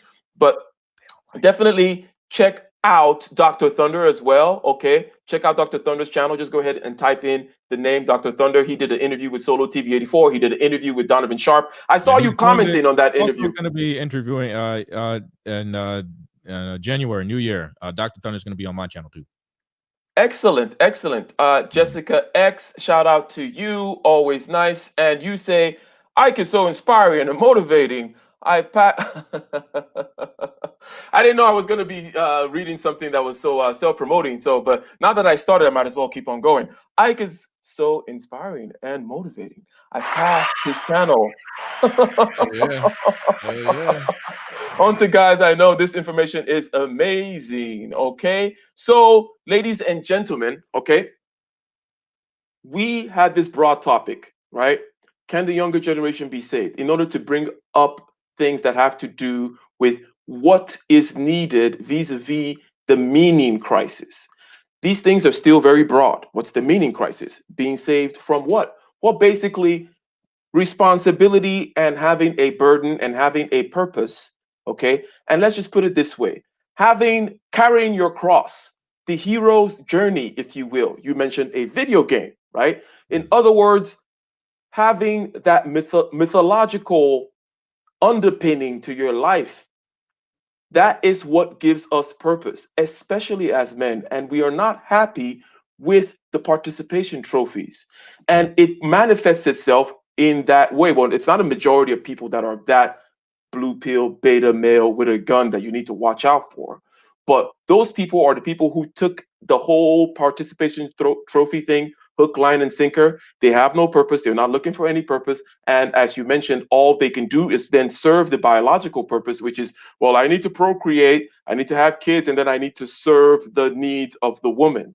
And this is not going to fulfill you, gentlemen. This is not going to work. It is going to be a disaster out there for you. Plus, the fact that there are many shifts, technological and economic, that are just a fact of life.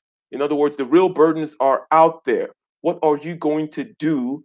Okay, what are you going to do to find your purpose, if you will? And I know that that is something I say that on purpose to kind of because I know it's a silly thing. Be on your purpose. Be on your purpose. Be on your purpose. Right. Yeah. So I just, and since it's so common in this space, I like to just say it, even though I know it's kind of provocative and so on and so forth. So you talk about your podcast and the plans that you have for 2021, right?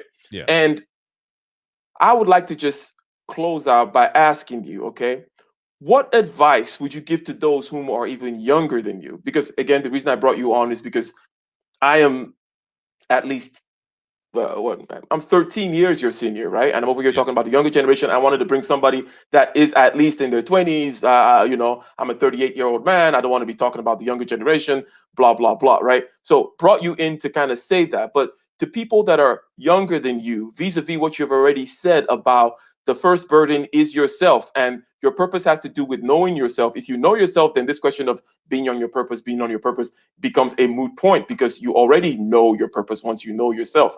What advice would you give? And you can be as concise, as narrow, as specific, as pragmatic, as theoretical as you would like to be. The floor is yours. Okay. So when it comes down to being on a purpose, the question is, what is your purpose outside of what you are already biologically made to do? Okay. Therefore, you have to ask yourself the following questions. If I were to die tomorrow, and I know people don't like to ask that question, what would I be? What would I like to be reminded? What what kind of thing would like to do with my time in my life, right? Because what do I want to be remembered for? I live as if I am going to die. Okay. I want to be reminded that, I've done something. I had this conversation with Ike, that I've had conversations with people bigger than me. I've had conversations with people stronger than me, that are smarter than me. All right. I've had those conversations, right? I'm truly living my purpose. My purpose is to talk to people. That's my purpose, to put on a show, to make people laugh, to make people think, all right? To talk about the things that we're not talking about, to talk about things in which, need to be talked about, that haven't been talked about, right? And the thing about it is that a lot of people have been told this, have the whole thing in the manosphere, the red pill, whatever have you, it's been bastardized. Stay on your purpose. Well, a lot of guys don't know their own purpose, and then they get upset that they don't understand their purpose.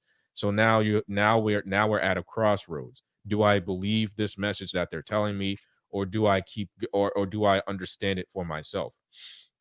The thing I can tell you is, see for yourself what your own purpose is. Make your own purpose. I don't know who you are. I don't care who you are. Okay? Just make your own purpose, because I'm not going to be there to save you. Okay? The thing about and here's where I think a lot of people seem to ask that question, right? What are you saving yourself from? Yourself. Who are you saving yourself from? Yourself. I can't save you from yourself. You can only do that. You're your own hero, okay? Just the same as I'm my own hero and my own villain, right? I battle my own hero and my own villain every day. All right. That's just me, right? But the Mm, thing is people is the thing that, people looking to a hero. You have to save yourself from that. Looking for a hero. I made a video called No Heroes, because there's no heroes in this, right? If you are on mm, this red pill journey or whatever have you, there are no heroes. I don't know who told you that this person's the hero. They're not. They're just a character, all right? And that is something that you need to understand as an adult. You need to save yourself. No one can save you but yourself. That is your true purpose, which is, how can I save myself from myself? And whether or not you understood that or not, you might want to look at your own life and see what you're not doing right or doing wrong. Okay. That's it. That's all I can say. 100%, 100%. Whom are you saving yourself from? You're saving yourself from yourself. Can Red Singing the Blues save you? Can anyone else save you? No, they cannot save you. Can the younger generation be saved? No, they have to save themselves. That seems to be where we're going with this at the end of this podcast. And Snuggles comes through and asks, typical of the kind of question they like to ask. Mhm, mhm, mhm, They said, are people perfect or imperfect? And I think that what you said between being saving yourself from yourself suggests that no, people are not by any means perfect. And I would say that regardless of the tradition that you take, regardless of the particular mythology that you take, they all start with this basic premise that you are not perfect. Take the Christian, Judeo Christian kind of approach, the original sin, right? Or you can take the Buddhist route and ask, Okay. And what does it say? It says life is suffering. Okay. In other words, like right from the get go, you're not like you need to do some work to work on your desires, which are the cause of your suffering, so on and so forth. Okay. Take any other kind of mythology, it's about a journey that needs to be taken and work that needs to be done, suffering that needs to be gone through in order for you to get to a better place. Take any particular value. Value mean you're trying to pursue ends in this world, instantiate something in this world. It is always coming from a place of less perfection to more and more and more perfection via breaking down the systems, building new systems, moving more and more closer to the goal. Taking the something from the American tradition, for example, to make a more and more perfect union. No, human beings are not perfect. Human systems are not perfect. Human institutions are not perfect. And the minute you begin to know that even if when you wake up and you open your eyes, that you are a limited being, okay, that knows that it is going to die. In other words, the imperfection is manifold. It is a complicated thing. In other words, you may think, oh, well, why should I be imperfect? I am natural. You say nature isn't perfect. I'm saying, okay, well, when you live the lived life, the opening of your eyes and understanding that you're limited and that you're not infinite, that already brings in the anxiety. Okay. The anxiety is a result of you knowing that you cannot be in all eras at every time. You're not an infinite being. You are not God.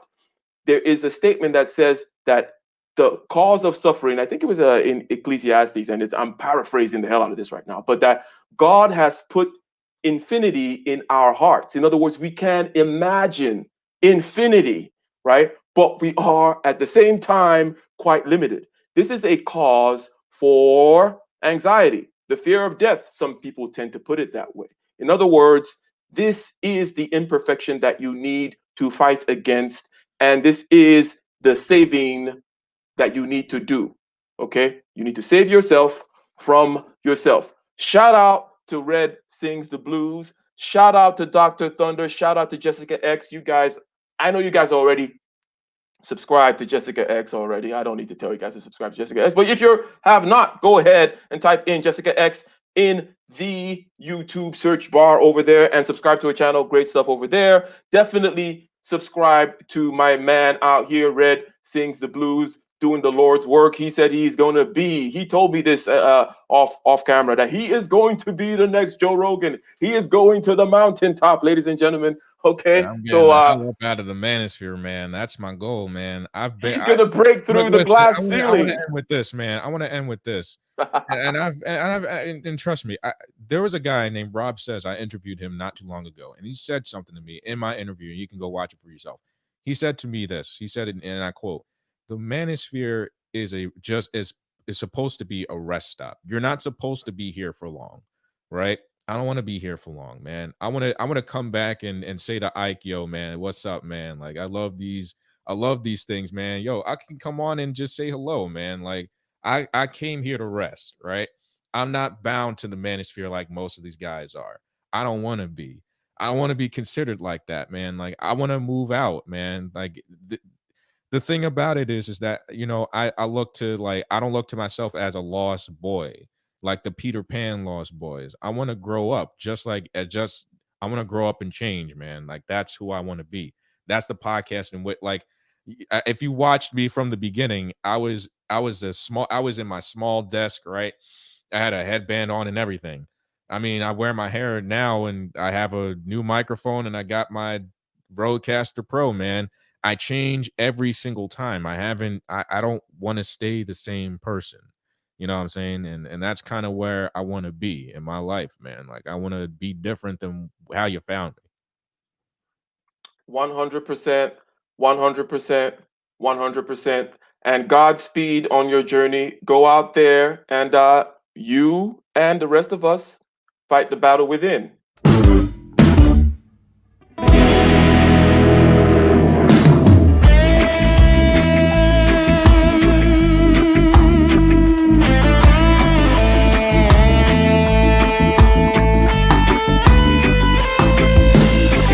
On the shore, relentless in the war. The legions in our hearts shed water's in our balls. The spirit and the flesh, the emotions that arrest. The cerebral will contest, propelling the unrest. Preachers and bandits with means underhanded. The teachers pedantic and lack understanding. So sweep out the sand with the broom in your hand. Stand up, make we burn Babylon. Guess I can give the world to you, the world to you. But the falling of the curtain is for certain. Be careful where you're lurking, demon searching. The spirit and the women fight the battle within. Guess I can give the world to you, the world to you. But the falling of the curtain is for certain. Be careful where you're lurking, demon searching. The spirit and the women fight the battle within.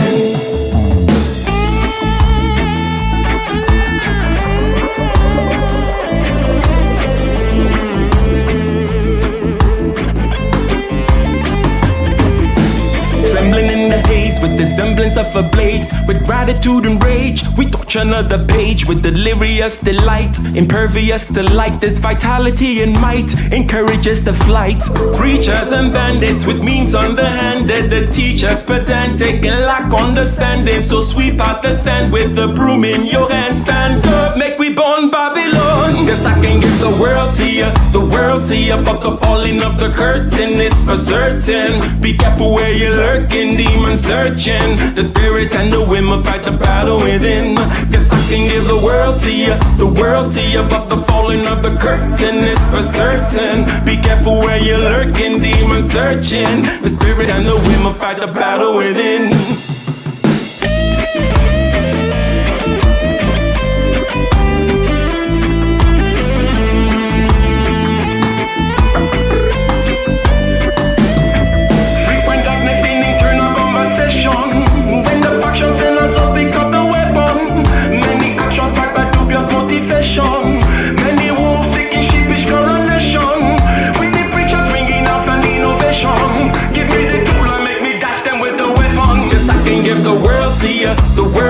But the falling of the curtain is for certain. Be careful where you're lurking, demon searching. The spirit and the women fight the battle within. Cause I can give the world to you, the world to you. But the falling of the curtain is for certain. Be careful where you're lurking, demon searching. The spirit and the women fight the battle within.